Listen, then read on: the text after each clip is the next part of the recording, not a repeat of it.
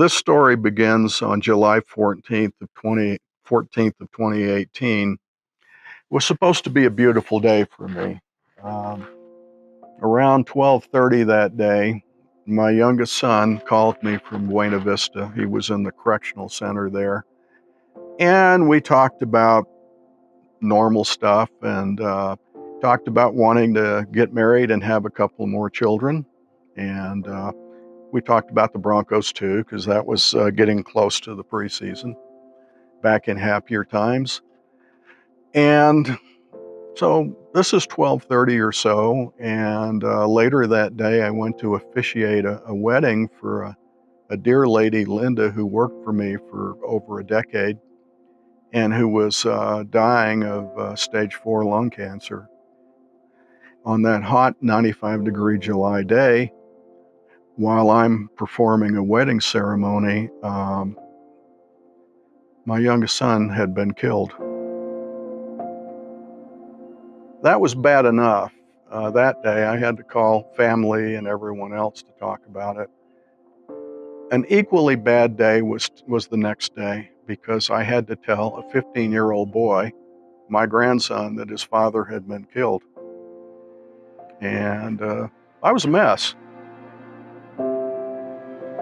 Sometime months later, a friend of mine introduced me to Abiding Hope, and I got there and sat down, and Pastor Doug was preaching that day, and I don't know, it just hit. It felt good, it calmed me, it took care of things, and I'm sitting there and I'm thinking, I really need this right now. I knew there was a spot in me that just needed the help that Abiding Hope could give. And then in 2019, the preliminary hearing was scheduled, and I went there. And the best description I can give you is I just felt sick to my stomach. I'm still going to church and trying to sort through my feelings and whatnot. And, there's a lot of rage that goes on in there, and still going through. And then, some sermons would just hit. And I remember later, further on into it, there was a lot of talk about forgiveness. And that was a real, real hard one for me. Wanted to forgive, and didn't want to forgive. Fast forward a little further, 3 of the 4 defendants ended up pleading down their cases. Now, one of them had killed before. He'd actually killed someone else in Lyman's, so this was his second. And the lady said he wanted to meet with me, and we spent over a year kind of trying to figure out how that was going to work and what was going to happen with it. So I scheduled to meet with him on the 12th of May of this year.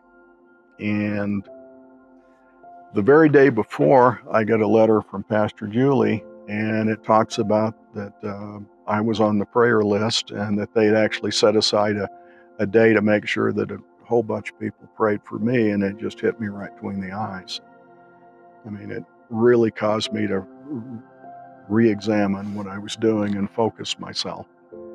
And I went there. I drove to Sterling in a rainstorm and met with him.